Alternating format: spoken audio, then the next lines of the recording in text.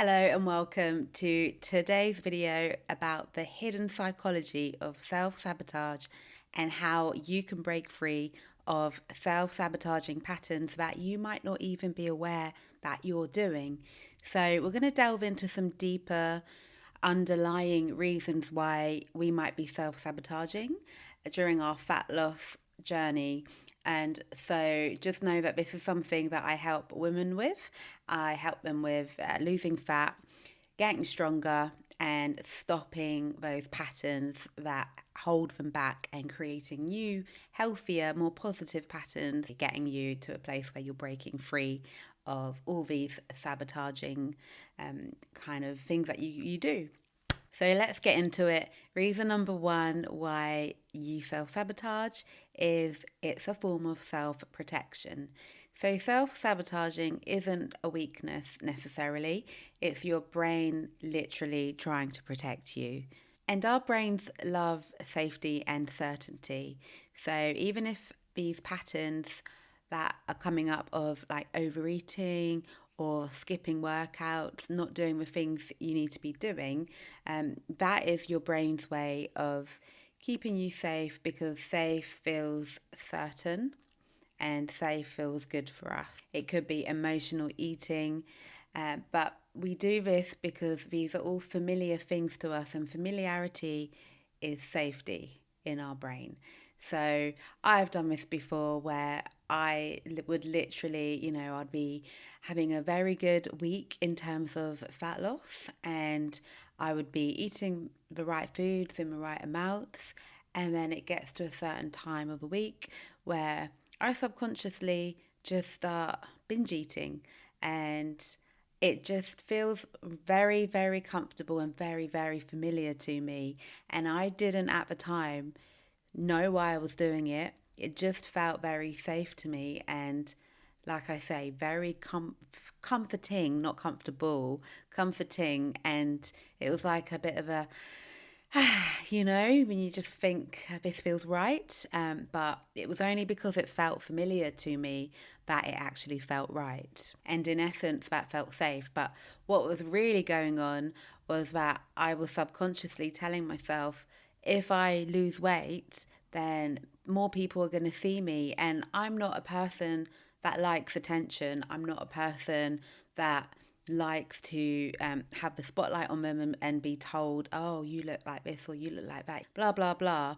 And it just felt like I was sabotaging, and I know I was definitely doing this because I did it for years on a cycle, and my brain thought it was keeping me safe. So if this is something that you do, just know not to judge yourself, and now you can become aware of this and actually just know that it's a sign from your body, your subconscious, telling you that you need to change something, whether it be starting to get comfortable with feeling seen again and feeling like you are able to overcome these dips where you tend to want to feel comfortable in that moment.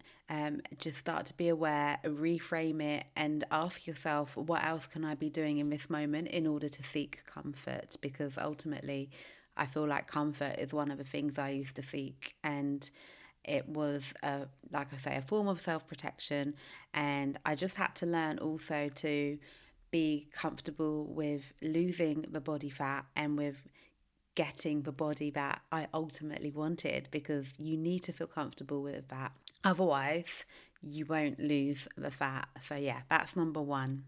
Reason number two is an identity lag. And this is where your identity isn't keeping up with the person that you are becoming.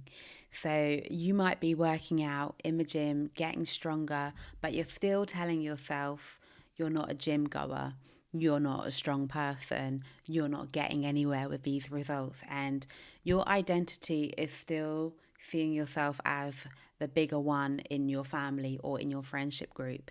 And your brain is essentially proving yourself right by you self-sabotaging yourself and stopping what you're doing in order to prove yourself right, or your subconscious brain right, that you are still that person that is never gonna lose the fat, or you're the bigger one, like I mentioned before, or you're just not capable of getting stronger.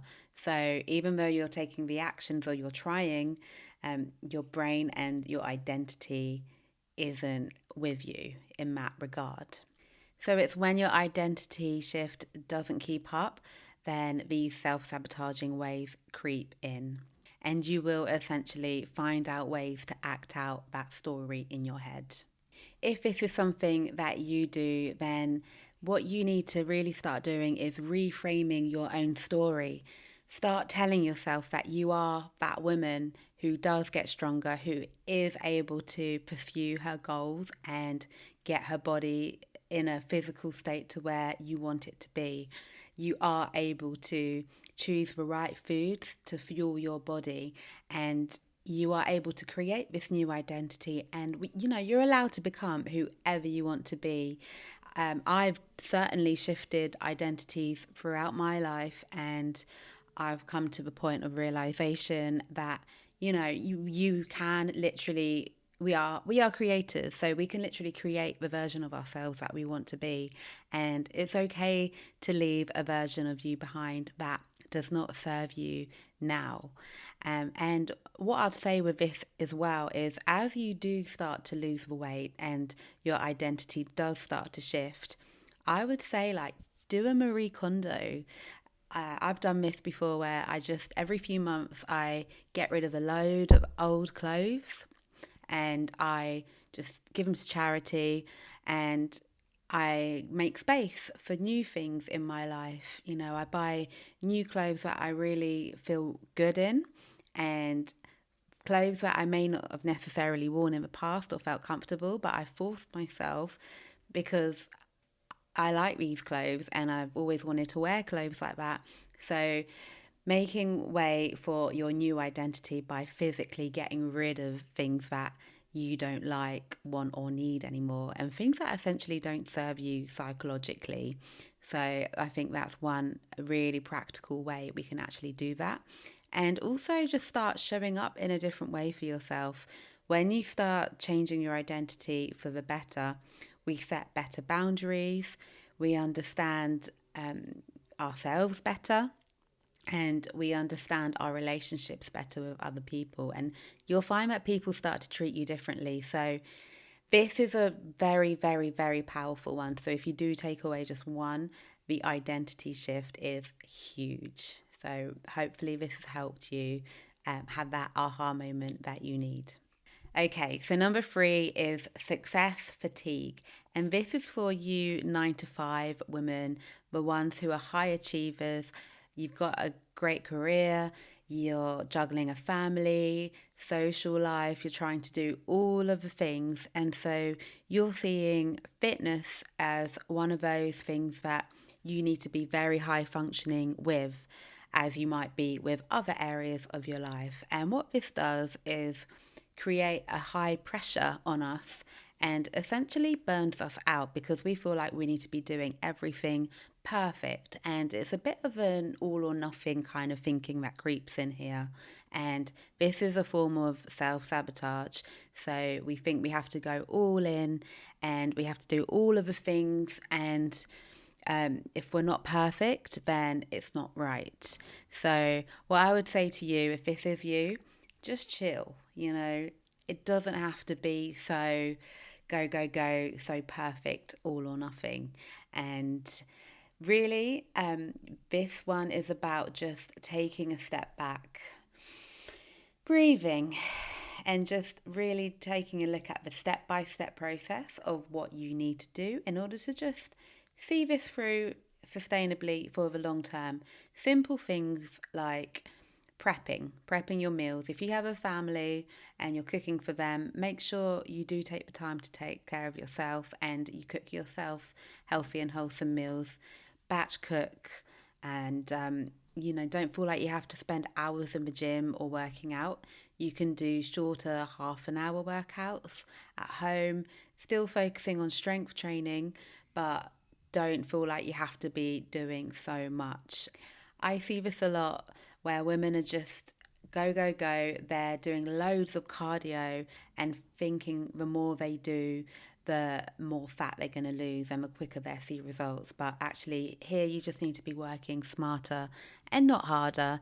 It's actually a very simple process, but just being kind to yourself and making sure you take care of your main needs with fat loss. So that would just be making sure you're in a calorie deficit, doing about 3 strength training workouts a week, and just making sure you get that low intensity cardio in, which essentially is walking. And you can do that with family. You can integrate it into your social life and make it very doable if you are a high functioning career woman. So stop chasing perfection and start creating that lower intensity consistency. Number 4 is there might be hidden payoffs to why you are staying stuck. And this one is pretty deep, so delve into it a little bit with me. This one is all about protection again. For instance, if you stay where you are, you're not going to gain the attention that you don't want. If you stay where you are, then you're not even trying, so you can't fail. So other people can't judge you, and you can't even judge yourself because you can't judge yourself if you're not even trying because you're not failing. If you know what I mean, that makes sense to me. So if you don't try and you can't fail, and in essence, you're not going to judge yourself, and other people can't judge you either. Or if you stay the same, then you don't create new boundaries with people in your life, which is often what overweight people need to set boundaries and just say, for instance, it might be, I don't want to eat how we've been eating together. You might have a partner whose caloric needs are obviously going to be higher than yours as a female, 99% of the time.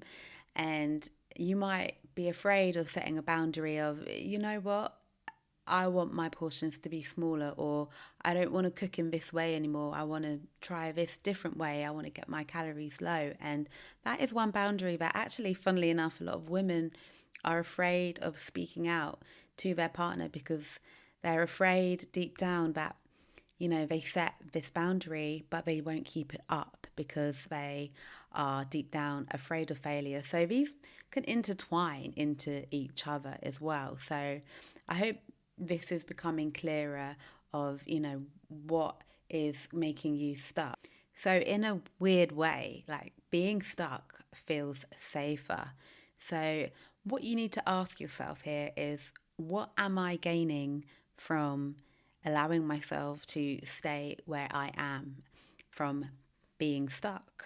So the beauty here is once you actually see and understand that hidden payoff for what it is, you get to choose, do I want to stay stuck or do I want to create something better for myself?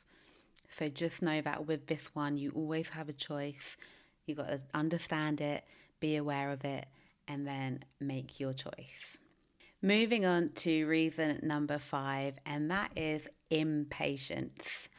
We live in a world of Amazon Prime where you order something and it arrives the next day, or sometimes even by 10 p.m. on the same day somehow. And we're used to that very quick, fast results. And a lot of women tend to quit because they don't see results quick enough. But when you really think about it, and I know you know this, you didn't put on weight overnight. You know it's taken you years to get to where you are now. To put on 10 pounds or 10 kilos, it takes time. So when you lose it, what's it going to do? Take time. And with this, I think we really just need to practice patience and we need to focus on the smaller steps here and the step-by-step smaller progress rather than the overarching end goal, because this is where the magic really happens. It's in the process of the ins and outs of every single day. And these little things really do compound into larger results. So, for instance, I have a client that she said, like, she didn't notice just how well she was doing, and she didn't really see the results in herself until she'd see a member of her family, 2-3 weeks into the program, that says to her, oh my gosh, like, you look amazing, you're looking really well, and you've lost the weight. And obviously she feels it in her clothes when she puts on certain clothes, but she didn't really notice it in her day to day. So for instance, like the people that weigh themselves all the time and get obsessed with the scales, that can also be a setback. So if you're one of those people that gets disheartened when the scale doesn't go down, just know that not to weigh yourself every day. I mean, it is a good technique to do, but only when you really see it for what it is, because these kind of things take time, and the scale might go up one day even if you are losing fat, because you might have eaten more carbs and your body's holding on to more water, or you might be due on your period, or you might be on your period. All these kind of things really do dictate the scale. So it's just trusting in the plan and in the process, and making sure you have a good support system around you so that you are sustainable and you keep going and you stay consistent. And this is the key here. You are not Amazon Prime. Your results are not going to be guaranteed overnight, but if you stick with it, your results will come. They get delivered, even if you can't see it quite yet. So reason number 6 that you might be self-sabotaging is you are borrowing someone else's goals. So someone else might have a goal to be a size 8, and to do that, they're going to be on the keto diet. And you're thinking, oh yeah, I want to be a size 8. I'm going to do the keto diet too. And you do all right up until a certain point, and then you're just like, okay, this isn't quite what I wanted, what I signed up for. And it's because you borrowed these goals, or you're copying someone else's goals. And you need to figure out what it is that you truly, truly want. Like, do you really want to be a size 8, or do you just want to feel comfortable and light in your body? Because there's nothing wrong with being more than a size 8. I used to have a goal of wanting a 6-pack, but I love food, I'm not going to lie. And am I prepared to do all the things that, you need in order to have a 6-pack? Maybe I was prepared at one point in my life, but no, I'm not. I'd rather enjoy my life. I'd rather have those social occasions where I can eat a little bit more and just feel more part of the occasion. Obviously, I'm very sensible with what I eat, and I do stick within my caloric markers. And, if I do want to lose fat, then I'll be in a calorie deficit, and quite comfortably. But my goal is not to have a 6-pack, because for me, that doesn't make me happy. And I know the lifestyle that I need in order to do that will not make me happy either. So just check yourself, check what your goals are. If you do want a 6-pack, that's amazing, like really great, but just make sure you're comfortable with the things you need to do in order to get there, is what I'm saying. Because when your goals don't align with what you truly want, that is when self-sabotage does start to kick in. Because deep down, your motivation will die when your goal isn't truly yours. So here we want to choose a goal that really lights you up.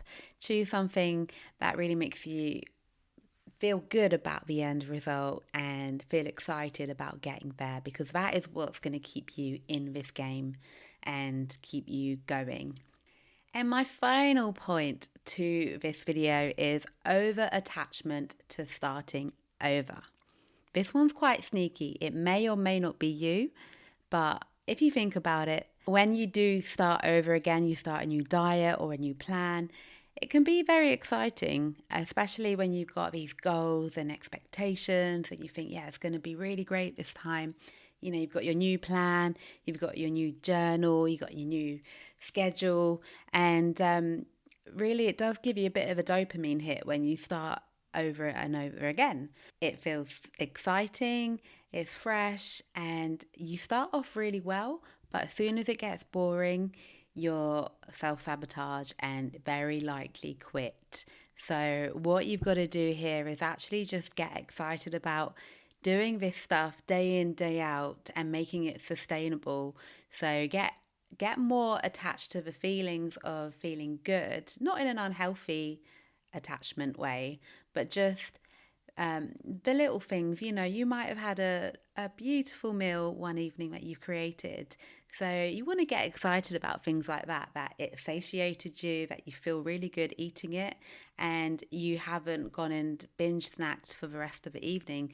And those are the little things that we actually want to get excited about, because they're the things that we know we can sustain and we know are going to help us to ultimately get to where we want to be.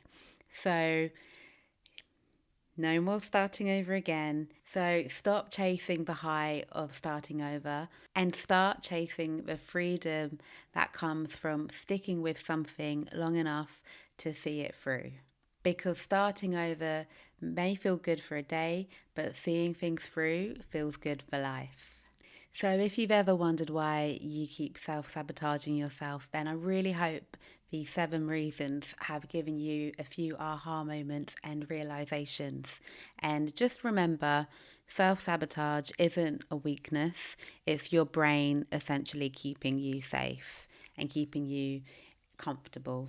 But just know that once you start to see these clearly, you get the opportunity to choose differently.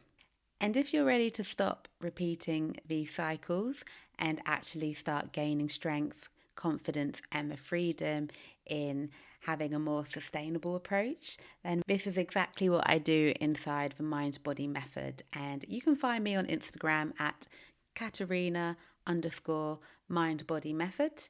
And just send me a DM if you are interested. If you're not, I've got plenty of content that you can go through, and hopefully you'll get more aha moments and realizations for your journey. So I hope this has been helpful, and hope to see you in the next one.